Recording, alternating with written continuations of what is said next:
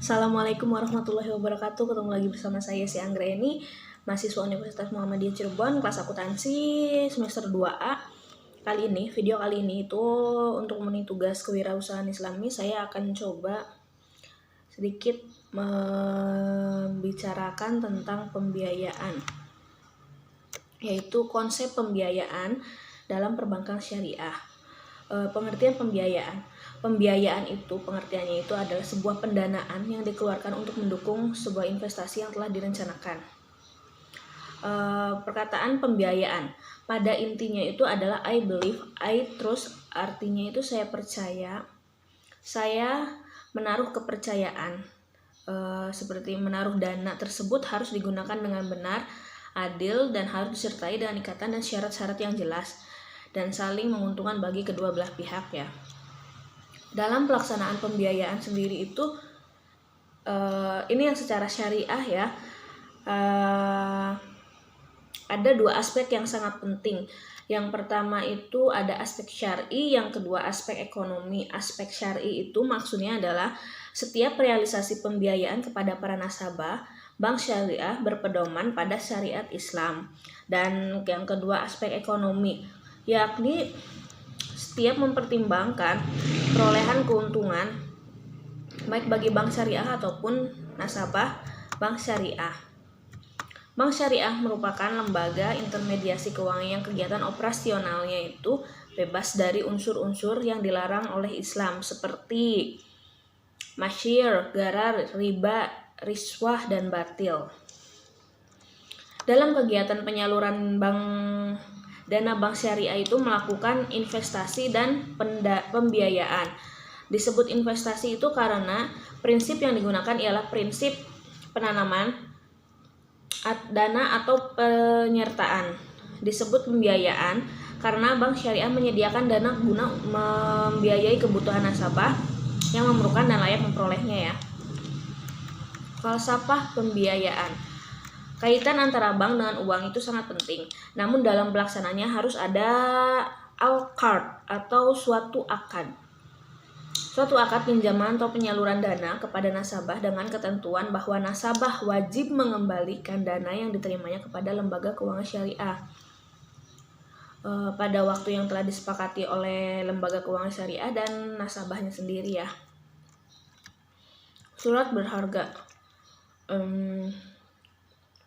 Surat berharga syariah ada surat bukti berinvestasi berdasarkan prinsip syariah yang lazim diperdagangkan di pasar uang atau pasar modal. Antara lain wesel, obligasi syariah, sertifikat reksadana yang syariah ya, dan surat berharga lainnya berdasarkan prinsip syariah. Surat berharga syariah ini filsafat yang harus diterapkan oleh bank syariah dalam menjalankan operasionalnya yaitu ada menjauhkan diri dari unsur riba. Terus yang kedua menerapkan sistem bagi hasil dan perdagangannya. Prinsip pembiayaan. Prinsip bagi hasil. Ada prinsip jual beli, ada prinsip sewa menyewa. Yang pertama itu prinsip bagi hasil itu ada mudarobah, ada musyarah, ada muzarah. Mudarobah yaitu akad kerjasama usaha antara dua pihak, di mana pihak pertama itu menyediakan seluruh modal, sedangkan pihak lainnya itu menjadi pengelola. Jadi yang punya itu pihak pertama 100% itu modalnya itu dari pihak pertama dan diserahkan kepada pihak kedua itu yang mengelolanya ya. Terus yang kedua itu ada musyarah.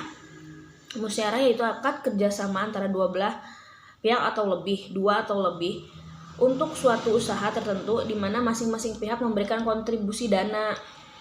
Jadi setiap investor itu memberikan dananya ya, dengan kesepakatan bahwa keuntungan dan resikonya itu akan ditanggung bersama sesuai dengan kesepakatan. Yang ketiga itu ada muzarah, yaitu akad kerjasama atau pencampuran pengolahan pertanian antara pemilik lahan dan penggarap dengan sistem bagi hasil dan dasar hasil panen tersebut ya. Prinsip jual beli. Prinsip jual beli itu ada bai al-murabah dan bai al-muqayyadah, bai laka, bai as-salam, bai al-istisna. Saya akan jelasin satu-satu ya. Prinsip jual beli yang pertama, bai al-murabah, yaitu akan jual beli barang tertentu. Yang kedua, bai al-muqayyadah, yaitu jual beli di mana pertukaran terjadi antara barang dengan barang lain, seperti barter. Al-muttaqah, yaitu pertukaran antara barang atau jasa dengan uang, money ini. Akad jual beli yang keempat itu bai as-salam, akad jual beli di mana pembeli membayar uang sebesar harga tersebut. Barang yang telah disebutkan spesifikasinya, sedang barang yang diperjualbelikan itu akan diserahkan kemudian, yaitu pada tanggal yang telah disepakati. Yang kelima, bai al-istisna, yaitu kontrak jual beli di mana harga atas barang tersebut dibayar lebih dulu. Jadi barang tuh dibayar dulu, terus tetapi dapat diangsur sesuai dengan jadwal yang syarat-syarat yang disepakati, kayak mengangsur tapi sesuai syariah. Terus prinsip sewa menyewa, ada akad ijarah, ada ijarah muntakabiha biat tamlik.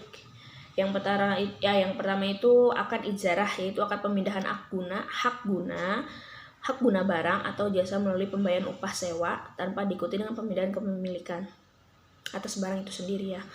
Terus akad ijarah muntabiha biat tamlik, yaitu sejenis perpaduan antara kontrak jual beli dan sewa, atau lebih tepatnya akad sewa yang diakhiri dengan kepemilikan barang di tangan. Jenis-jenis pembiayaan. Jenis-jenis pembiayaan itu ada pembiayaan menurut tujuan, pembiayaan menurut jangka waktu. Yang pertama, pembiayaan menurut tujuan itu pembiayaan modal kerja. Ada pembiayaan investasi. Modal kerja, yaitu pembiayaan yang dimaksud untuk mendapatkan modal dalam rangka pengembangan usaha. Sedangkan investasinya itu pembiayaan yang dimaksudnya itu untuk melakukan investasi atau pengadaan barang konsumtif.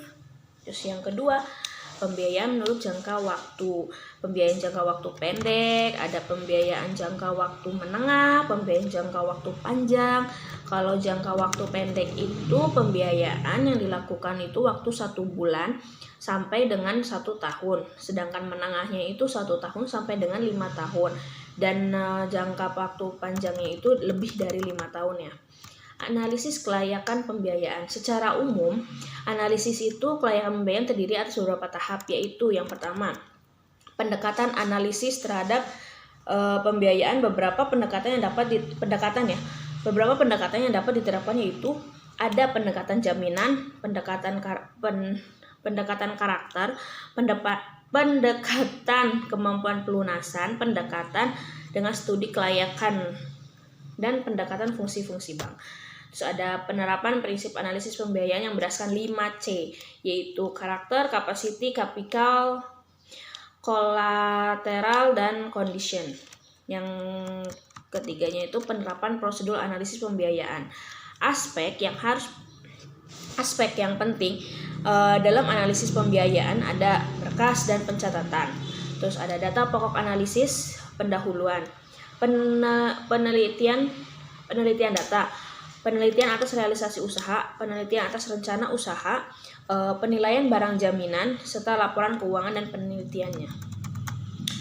Terus yang terakhir itu ada pengawasan dan penanganan dalam pembiayaan bermasalah. Biasanya iklan dulu.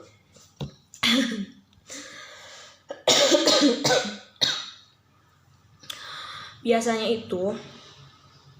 itu pembiayaan yang bermasalah disebabkan 2 faktor.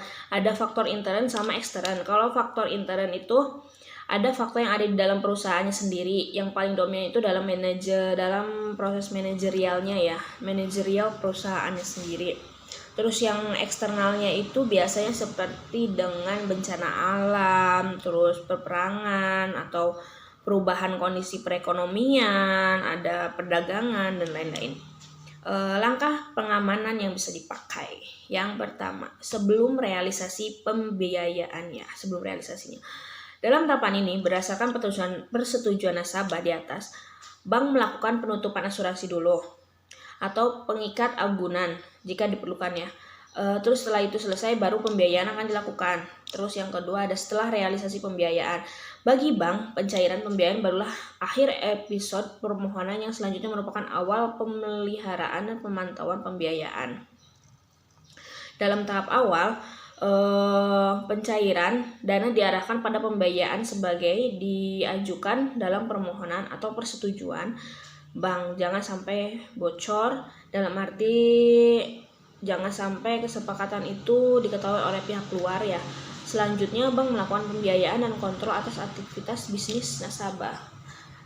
Itu aja sih yang bisa aku sampaikan dari tentang konsep pembiayaan dalam perbankan syariah. Semoga apa yang aku sampaikan tadi itu bisa bermanfaat untuk kita semua, dan mohon maaf jika dalam video ini ada kata-kata atau materi yang kurang sesuai dengan pendapat kalian semua. Wabillahi taufiq wa hidayah. Wassalamualaikum warahmatullahi wabarakatuh.